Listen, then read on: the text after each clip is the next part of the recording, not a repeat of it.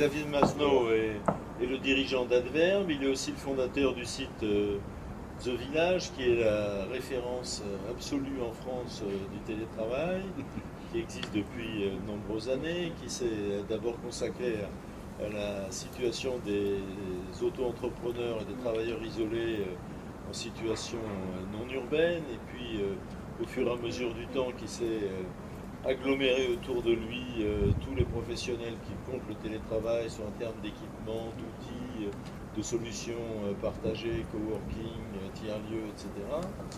Et notre intérêt à nous, en nous intéressant aux New Ways of Working, c'est de voir comment le télétravail s'intégrait spécifiquement dans ce projet global des New Ways of Working.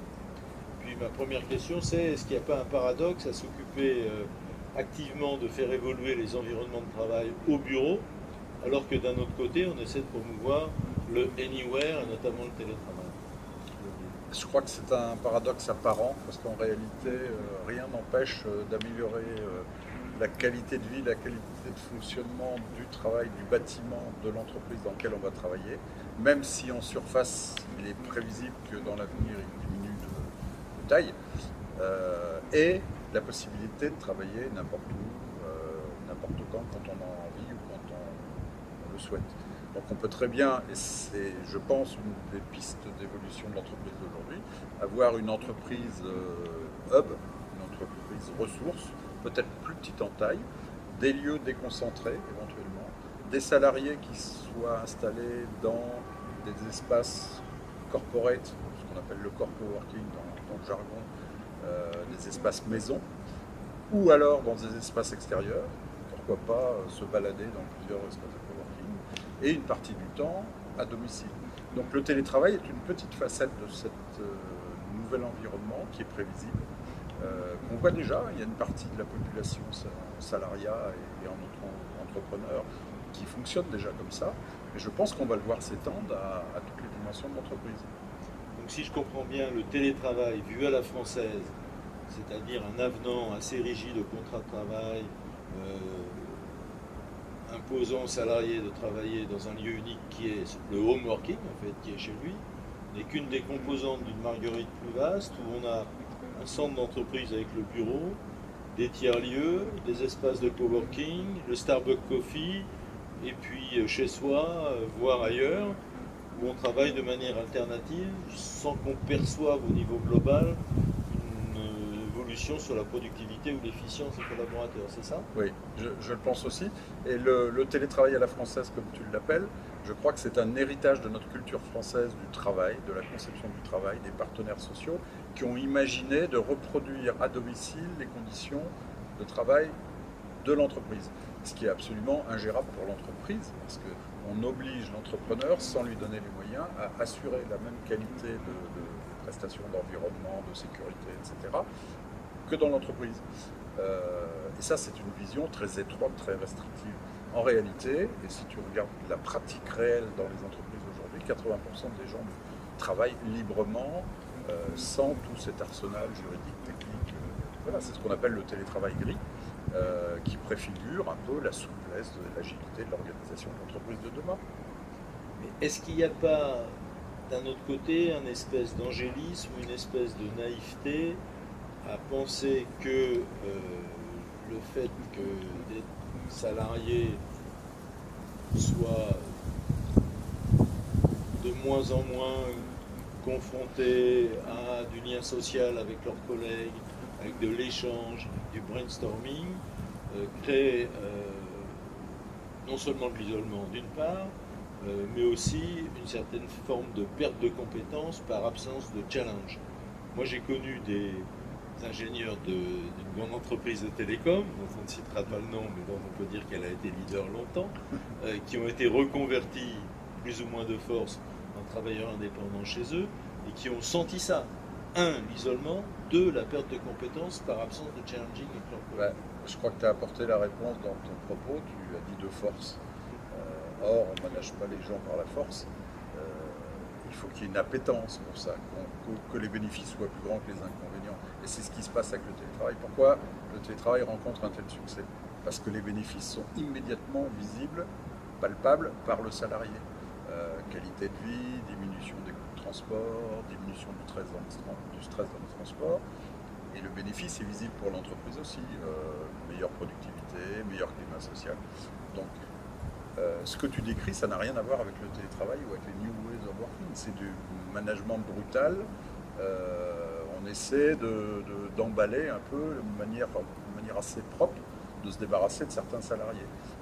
Et ça, c'est du mauvais management. Ça n'a rien à voir avec l'évolution des formes de travail. Donc le télétravail intégré dans les New Ways of Working, pour toi, ça n'a rien à voir avec l'ubérisation ou avec le slashing imposé, Non. tout ce qu'on peut imaginer aujourd'hui. Non, ça n'a rien à voir. C'est d'un côté, on parle de qualité de vie, d'amélioration des qualités de vie, d'efficacité, et de l'autre côté, on parle d'un management un peu brutal. C'est ça. La réponse à l'ubérisation, c'est pas de violenter les managers, les cadres, voire les salariés. C'est de transformer son entreprise pour faire face à une nouvelle contrainte qui est apportée par l'ubérisation. Dans les métiers de la banque, je crois qu'il n'y a plus aucun métier qui soit à l'abri, aucune entreprise qui soit à l'abri de ces évolutions. Donc autant qu'elle l'anticipe. Pour l'anticiper, il faut donner de la souplesse, de l'agilité, il faut former ses salariés, il faut les accompagner, il faut leur donner un bon cadre de travail quand on peut, c'est la démarche de flex office dont tu parlais, etc. Donc c'est une vision stratégique de la transformation de l'entreprise. Ce n'est pas une réponse sur la défensive à une évolution de l'entreprise. Si on se place à un niveau sociétal, est-ce que toi, le Parisien émigré dans l'Orne il y a une grosse dizaine d'années, tu penses que ce mouvement individuel que tu as fait, les nouvelles technologies, les nouvelles of working, vont produire un exode urbain au XXIe siècle, de même nature qu'il y a eu l'exode rural au XIXe siècle, et que le paysage urbain français va se recomposer dans les 10-20 ans qui viennent? Alors je suis pas devin, mais c'est prévisible quand on voit tous les ans, on a à l'occasion de salons d'entrepreneurs, etc., on a des enquêtes qui sont faites sur le désir des franciliens de quitter la région parisienne. On a 11 millions de franciliens et on a 8 millions de personnes qui expriment la volonté de partir. Et pas partir à Marseille ou à Bordeaux ou à Toulouse. Majoritairement partir dans des petites villes ou à la campagne. Pourquoi ils ne le font pas aujourd'hui? Parce que le travail n'est pas accessible et que dans ces zones rurales, on n'a pas suffisamment de travail à fournir. La possibilité qui est donnée d'amener son travail avec soi, ça va tout changer. Et donc il est prévisible qu'on voit une grosse partie, au fur et à mesure que les nuisances augmentent en ville, et en particulier dans les grosses villes, les grosses agglomérations, de voir une partie de la population qui migre, qui reviennent vers les campagnes. C'est tout à fait envisageable. À ce moment-là, il faut évidemment inventer de nouvelles formes de management pour les entreprises. Est-ce que les notions d'entreprise libérée ou d'entreprise positive, ça te semble du gadget ou une réalité? Moi, je pense que c'est une réalité et que c'est la conséquence de cette démarche très étroite du télétravail. Le télétravail ne fonctionne que si le management repose sur la confiance. Management par objectif et confiance du manager envers son collaborateur qui estime qu'il peut le laisser partir à distance et qui va quand même travailler. L'entreprise libérée, elle repose sur la confiance.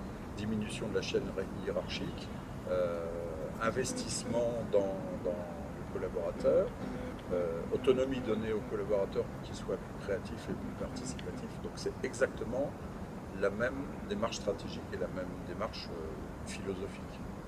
Donc si on peut résumer, tu penses que tu auras gagné ton pari quand le Tour de France de télétravail que tu as inventé n'aura plus de raison d'être? Oui, d'ailleurs on songe à l'arrêter ou à changer de forme parce que la mission d'évangélisation qu'on s'était fixée il y a 4 ans, elle nous semble en partie déjà réalisée. C'est-à-dire qu'on a vu brusquement, en 2-3 ans, une énorme prise de conscience, y compris dans des grands groupes, de l'intérêt. Alors, ça se traduit parfois par du gadget, c'est-à-dire qu'on a un environnement de travail un peu cosy, un peu cool, on va avoir des baby-foot et des choses comme ça.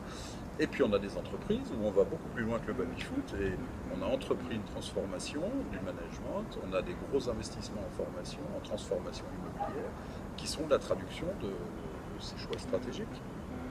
Bon, Xavier, merci beaucoup et puis bon courage. Merci.